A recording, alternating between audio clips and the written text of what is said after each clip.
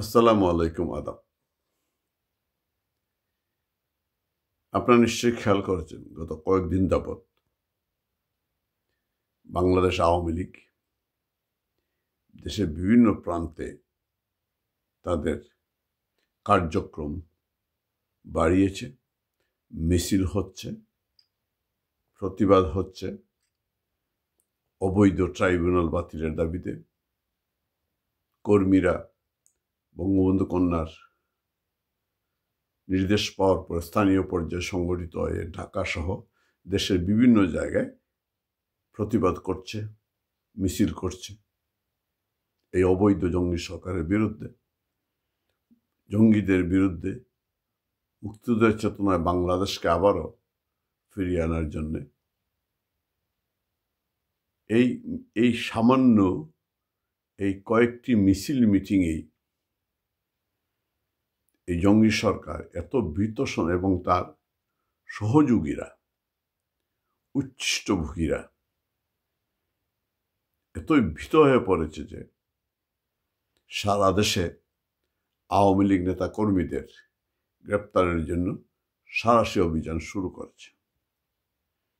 তো তারাই নয়, বিএনপি সহ বিএনপির অঙ্গ সংগঠনগুলো এবং অন্যান্য, বিশেষ করে এনসিপি বা ওই যে সমন্বয়কদের, এরা আওয়ামী লীগ নেতা কর্মীদের উপরে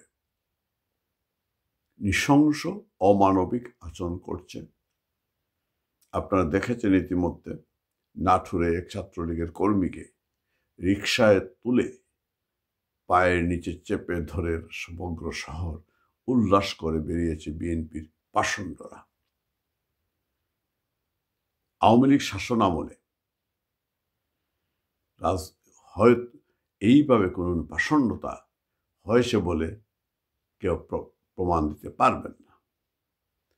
এরা তাদের আসল চেহারাটা প্রকাশ করছে, কিন্তু তাতে আওয়ামী লীগের কর্মীরা কি দমে যাচ্ছে? দমে যাচ্ছে না। তারা বরং দ্বিগুণ শক্তিতে আরো বলিয়ান হয়ে অগ্রসর হচ্ছে। এটি আওয়ামী লীগের ইতিহাস। আন্দোলন সংগ্রামে রাজপথেই নির্যাতনের মাধ্যমে আওয়ামী লীগের কর্মীরা, আওয়ামী লীগের ত্যাগী তৃণমূলের কর্মীরা আরো বলিয়ান হয়, আরো সাহসী, এবং এইখান থেকে নেতৃত্ব গড়ে ওঠে। অনেকে প্রশ্ন করেন, নেতৃত্ব কোথায়? নেতৃত্ব ওনার চোখে পড়ে না। মনে করেন আওয়ামী লীগ নেতৃত্বহীন। না, আওয়ামী লীগ এই মাঠ থেকেই, রাজপথ থেকেই তার নেতৃত্ব গড়ে ওঠে।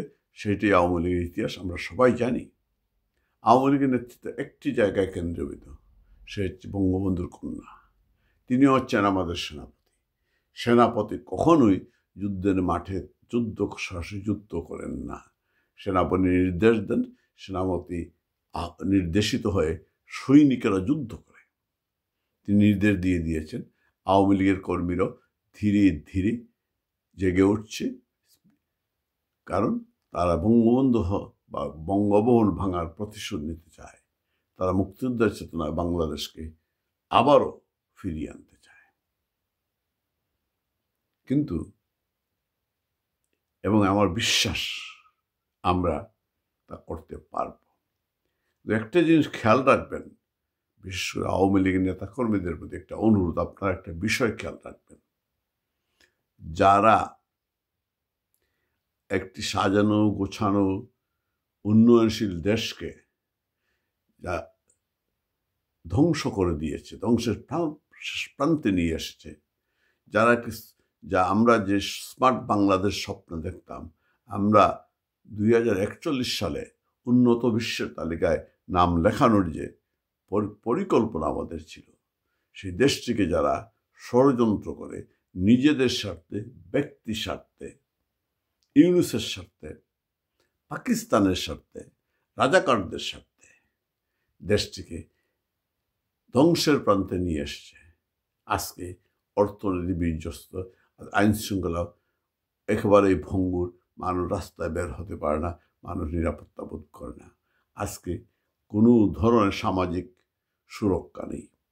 জিনিসপত্রের দাম হু হু করে বাড়ছে। অর্থাৎ বঙ্গবন্ধুর যে স্বপ্নের যে বাংলাদেশ, সেই বাংলাদেশকে তারা গুড়িয়ে দিতে চায় এবং তারই প্রমাণ দিয়েছে বঙ্গবন্ধুর বাড়ি গুড়িয়ে দিয়ে, ধ্বংস করে দিয়ে, জ্বালিয়ে দিয়ে। তারা মুক্তিযুদ্ধের শুনলাম আজকে তারা সামাজিক যোগাযোগে দেখছি ওরা নাকি মিরপুরে শহীদ বুদ্ধিজীবী স্মৃতিস্তম্ভ গুড়িয়ে দিচ্ছে। হয়তো একদিন আসবে যেদিন ওরা, কারণ এই মুক্তিযুদ্ধের বুদ্ধিজীবীদের প্রতি কারা হত্যা করেছে? এই জামাত শিবির হত্যা করেছে মুক্তিযুদ্ধের সময়। সুতরাং সেই জায়গায় তাদের জ্বালা, সাথে কষ্ট, তারা এটা গুড়িয়ে দেবেই। একদিন দেখা যাবে জাতীয় স্মৃতিসৌধ ভেঙে গুড়িয়ে দিয়েছে। তো দিতেই পারে মুক্তিযুদ্ধ জাদুঘর যখন গুড়িয়ে দেয়, বঙ্গবন্ধুর বাড়ি যখন গুড়িয়ে দেয়, বঙ্গবন্ধুর ছবি যখন ভাঙচুর করে, ভাস্কর্য ভাঙচুর করে। তো এইটাই শেষ নয়, এইখানে শেষ নয়। আমরা আবার এদেরকে প্রতিহত করব এবং প্রতিহত করা শুরু হয়ে গিয়েছে। তাই আতঙ্কে ওরা আজকে পাগলের প্রলাপ বকছে। বিশ্বাস রাখবেন অন্তরে, বিজয় আমাদের হবেই। শেষ হাসিটা আমরাই হাসব। জয় আমাদের হবেই, কারণ আমরা সত্যের পক্ষে, আমরা ন্যায়ের পক্ষে, আমরা এই দেশের মানুষের পক্ষে। শুধু খেয়াল রাখবেন, অতীতের মতো আমরা যেন এই জঙ্গিদেরকে, এই দুষ্কৃতিকারীদেরকে, এই দেশ ধ্বংসকারীদেরকে, ষড়যন্ত্রকারীদের আর ক্ষমা না করে দেই। খেয়াল রাখবেন, এই টুকাইরা যেন পালিয়ে যেতে না পারে। এই টুকাইরা পালিয়ে যাওয়ার যে চেষ্টা করছে, সার্জিস হাসনাত, সার্জিস নাহিদ, আসিফ মাহমুদ, সজীব ভুইয়া, মাহফুজ আলম সহ সব টুকাইরা পালিয়ে যাওয়ার ধান্দায় আছে নিজেদের যান বাঁচানোর জন্য। খেয়াল রাখবেন, যারা এই দেশটিকে ধ্বংসের দ্বার প্রান্তে নিয়ে এসছে, তারা যেন পালিয়ে যেতে না পারে। এই টুকাইরা যেন পালিয়ে যেতে পারে না পারে। এদের বিচার আমরা এই বাংলার মাটিতে করবই। জয় বাংলা, জয় বঙ্গ।